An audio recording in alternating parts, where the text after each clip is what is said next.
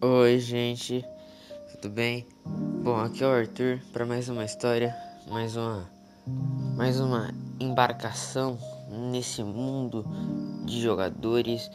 E bom, a história de hoje vai ser sobre aquele carinha que o Murilo fez uma musiquinha muito chiclete. Ou seja, hoje tem gol e é do Gabigol, Gabigol. Aí, hoje a história do Gabigol, obviamente. E hoje eu vou contar por onde ele passou, como ele surgiu na base do Santos, que foi o seu primeiro time, e o resto da história dele, para vocês saberem um pouco mais. Eu quis escolher ele por conta que ele fez os 2 gols no final contra o River Plate, da final da Libertadores. Então ele foi a minha escolha. E eu também porque ele tá em alta agora, né? E aí eu acho que as pessoas vão procurar mais saber a história dele. Então, falou, valeu. Gabriel Barbosa de Almeida, mais conhecido como Gabigol, nasceu em São Bernardo do Campo no dia 30 de agosto de 1996. O Gabigol, ele no começo não jogava no Santos como alguns pensam. No comecinho mesmo, com 8 anos, ele estava numa escolinha do São Paulo. Então, um amistoso contra o Santos, né, que coincidência. O Zito, que foi um capitão do Santos que jogou junto com o Pelé, foi assistir esse jogo, né?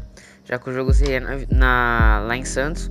E aí a partida acabou 6-1 pro São Paulo. E quem fez os seus gols? O Gabigol. Então o Zito pediu a contratação do menino para a base e assim o Santos fez. Ele na base acabou sendo um dos destaques, fazendo mais de 600 gols na base. Ele tá nas divisões de base da seleção desde os 14 anos. E tinha uma multa rescisória, que é uma multa que os times podem pagar para comprar ele em definitivo por 50 milhões de euros. O Gabigol, quando morava em São Bernardo, morava no bairro Montanhão, que é como se fosse uma favela em São Bernardo. Então ele sempre passou dificuldades, né? E para ele treinar a escolinha do São Paulo nunca foi fácil. Até que os pais dele tiveram que pegar dinheiro emprestado só para ele treinar. Então isso foi uma das coisas que fez ele virar jogador mesmo, para ajudar a família dele a se levantar, né, dessas dívidas, e também para dar orgulho e fazer o que ele mais amava, que era o futebol. O Gabigol fez a sua estreia como profissional no jogo contra o Flamengo, né, a coincidência, no empate de 0-0 na Vila Belmiro. Mas o jogo não foi tanto especial por causa disso, e sim porque foi o último jogo do Neymar pelo Santos. Foi o jogo que ele até chorou na saída, né? Então as pessoas não lembram muito bem que essa foi a estreia do Gabigol, porque foi quando o Neymar saiu, mas né, aí ele foi o dia que ele estreou. Bom, mas o seu primeiro gol só saiu dia 21 de agosto num jogo contra o Grêmio pela Copa do Brasil. Ele fez o gol e ele conseguiu a vitória por 1-0 pro Santos. Bom, ele também foi marcado porque ele fez o gol número 12.000 da história do Santos contra o Botafogo de Ribeirão Preto. Então ele tá, né, obviamente marcado na história de vários clubes, principalmente do Santos também, porque ele passou 3 anos no Santos, 3 anos da base, quer dizer, mais de 3 anos da base. Ele subiu, ficou mais 3 anos e depois voltou por mais 1 ano pro Santos. Então a gente, torcedor do Santos, gosta bastante dele por ser uma cria da casa, né? Em 2014 ele já era titular do Santos e ele ajudou o time a chegar na final do Campeonato Paulista, né? E também o Gabigol foi artilheiro da Copa do Brasil e artilheiro do Santos. Então ele jogou muito bem. E depois, em 2015, ele foi artilheiro da Copa do Brasil de novo. Daí depois marcando 8 gols.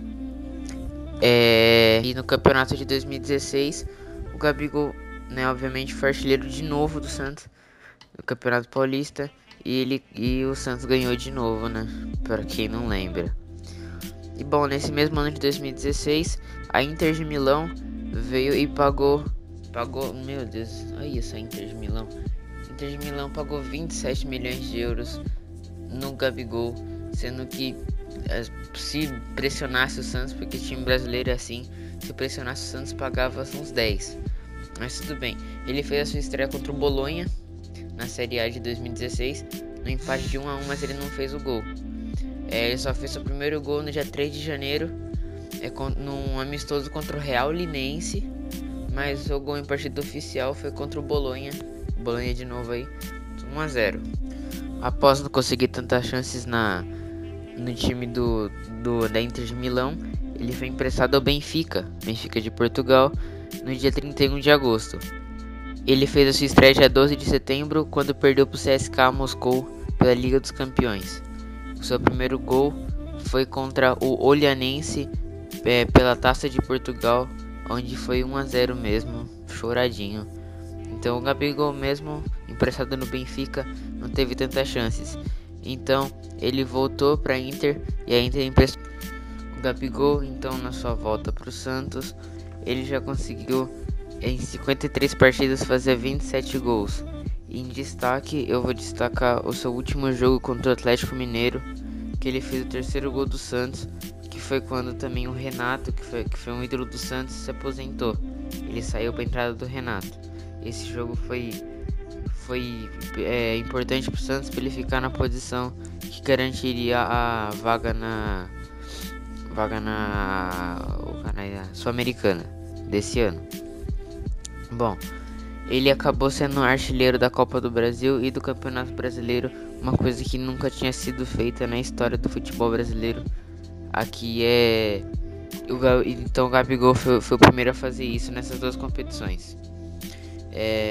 Então ele voltou esse ano para o Inter de Milão, só que a Inter de Milão não ia usar ele, então emprestou ele para o Flamengo. O Flamengo então iria pagar 3,5 milhões de euros pelo empréstimo dele, né, de salário. Então o Flamengo aceitou porque, né, ele estava precisando de atacante depois da saída do Vinícius Júnior, né? Então ele trouxe o Gabigol. O Gabigol chegou sendo apresentado com a camisa 12, que é uma homenagem à torcida, que era o 12º jogador, mas ele ia usar a camisa 9, né? O Gabigol no Flamengo conseguiu muitas conquistas, tais como no começo do ano, né? Sempre tem aqueles estaduais. Ele conseguiu no começo do ano, sempre com os estaduais, conseguiu ser vice-artilheiro e campeão do Campeonato Carioca, sendo vice-artilheiro da competição, e também entrou para a seleção. Ele conseguiu também um feito histórico, que foi fazer 19 gols pela 26ª rodada do Campeonato Brasileiro, onde ele igualou o Adriano Imperador quando ele jogava no Flamengo em 2009. E também depois de um jogo contra o Goiás, um 2-2, pela 29ª rodada, ele foi o maior artilheiro do Flamengo no século XXI, passando Hernani Brocador, que marcou 36 gols na temporada. E aí, só que também contra o Bahia, pela 32ª rodada, o Gabigol iria igualar o Zico, que é o maior artilheiro do Flamengo, igualou o Zico como maior artilheiro numa competição do Campeonato Brasileiro com 21 gols. Então, só que depois contra o Grêmio, ele fez mais gols e assim se tornando o maior artilheiro do Flamengo em uma edição do Campeonato Brasileiro. E aí tava faltando só aquela cerejinha do bolo, que chegou na final da Taça Libertadores. Tava perdendo até os 45 minutos, quando o Gabigol fez 2 gols em menos de 3 minutos, assim dando o bicampeonato pro Flamengo depois de 38 anos. E ele acabou com 40 gols na temporada. Então, mas ele, assim como o Cebolinha, que eu tinha feito na outra vez, tinha jogado a seleção de base do Brasil, mas nunca tinha entrado como profissional. Sua estreia como profissional mesmo foi em um amistoso contra o Uruguai. Mas um amistoso acho que não conta, né? Então sua estreia mesmo foi contra o Panamá, num jogo pela Copa Centenário, que foi a Copa América, né, que aconteceu nos Estados Unidos. Mas o seu primeiro título mesmo com a seleção foi com a seleção olímpica, a medalha de ouro, que o Brasil nunca tinha ganhado. Então bom, resumo da carreira do Gabigol, que é uma coisa que eu vou começar a fazer agora nos vídeos, que muitas pessoas ficam perdidas. Pelo Santos, ele ganhou 2 títulos que foi do Campeonato Paulista. Então, pelo Santos foram 2 Campeonatos Paulistas. Pelo Mengão, foi uma Copa Libertadores, um Campeonato Brasileiro, um Campeonato Carioca e uma Taça Rio. Pela seleção, foi os Jogos Olímpicos de 2016 com a medalha de ouro.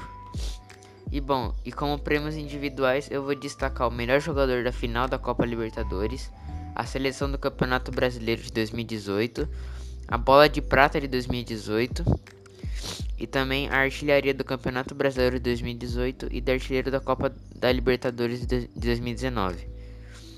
Mas acho que é só isso. Esse vídeo pode ter ficado abaixo dos outros vídeos, aí eu não sei aí com vocês, porque eu não, como eu disse, eu tive alguns problemas com o meu celular. Então eu tô gravando com outro celular, ele é piorzinho, então tá meio difícil de gravar.